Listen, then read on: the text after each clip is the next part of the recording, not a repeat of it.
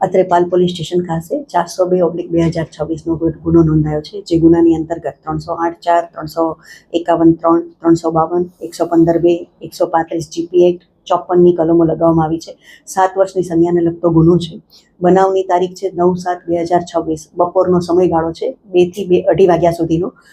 બનાવની ઘટનામાં એવું છે કે જયમીન ડોબરિયા નામનો એક વ્યક્તિ છે, જેની અહીંયા TM પરફ્યુમ કરીને આબોરે કોમ્પ્લેક્સમાં પરફ્યુમની દુકાન ચાલી રહી છે, જેની અંતર્ગત એ બપોરે દુકાનમાંથી નીચે ઉતરતા હતા. એ દરમિયાન 2 અજાણ્યા ઈસમો છે, એ સ્પ્લેન્ડર બાઇક લઈને આવે છે અને એને નામ પૂછે છે કે ભાઈ તારું નામ શું છે, અને એમ કે છે જયમીન ડોબરિયા. એટલે પાછળનો ઈસમ છે એ ઉતરી જાય છે અને એને કાંઠેથી પકડી લે છે. જ્યારે આગળ ચલાવનાર ઈસમ છે એમ કે છે કે તું પતાવીને બહાર આવી જા. એ ઈસમ છે એ સ્પ્લેન્ડર લઈને બહાર જતો રહે છે અને જે બીજો ઈસમ છે એને ગળેથી પકડી અને ખેંચવાનો પ્રયત્ન કરે છે, ઢીક્કા મુક્કીનો માર મારે છે અને એમ કે છે કે 10 લાખ રૂપિયા દે દે, યશને તેરા ગેમ બજા ડાલા હે. પેલો પૂછે છે કે કોણ યશ, કોણે તમને મારા વિરુદ્ધ કીધું છે? તો કે 10 લાખ રૂપિયા દે દે, એમ કરી અને એને ખેંચી અને એ બહાર તરફ લઈ જવાનો પ્રયત્ન કરે છે અને જબરદસ્તીથી એને સ્પ્લેન્ડરમાં બેસાડવાનો પ્રયત્ન કરે છે. કેળમાંથી ચપ્પુ કાઢે છે, પરંતુ એની કેપ બહાર કાઢતો નથી અને ચપ્પુ બતાવી ધાક ધમકીથી મારવાનો પ્રયત્ન કરી અને એને ખેંચવાનો બહાર પ્રયત્ન કરે છે. મીનવાઇલ આ ફરિયાદી છે એ બૂમ ભરાડા કરે છે, જેના કારણે બંને આરોપીઓ ગભરાઈ જાય છે અને એને મૂકી અને સ્પ્લેન્ડર લઈને બહાર જતા રહે છે.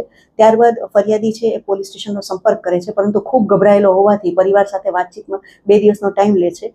પરંતુ પોલીસે આમાં સઘન અપરાધની ગંધ આવતા પોલીસે આમાં બિલકુલ કડક ધોરણે કામગીરી કરી અને પોલીસે આરોપીઓની પૂછપરછ કરતા આરોપીઓના ફૂટેજ માટે ત્યાં આગળ જઈ અને CCTVની તપાસ કરી. તો ત્યાં આગળ જોયું તો 2 દિવસથી એ લોકો ત્યાં એની રેકી કરી રહ્યા હતા અને પોલીસે એમના ચહેરાથી એમની ઓળખાણ કરી અને એ લોકોનું રેસિડન્ટ ક્યાં છે એ તપાસ કરી.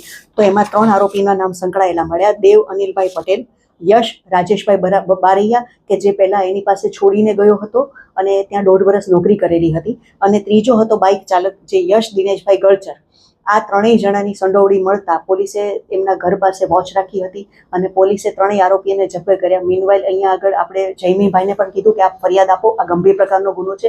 જયમીનભાઈ પરિવાર સાથે વાર્તાલાપ કરી અને પોલીસ સ્ટેશનનો સંપર્ક કર્યો અને તાત્કાલિક પોલીસે એમની ફરિયાદ લીધી છે અને 3 આરોપીઓને પણ પોતાની કસ્ટડીમાં લઈ લીધા છે.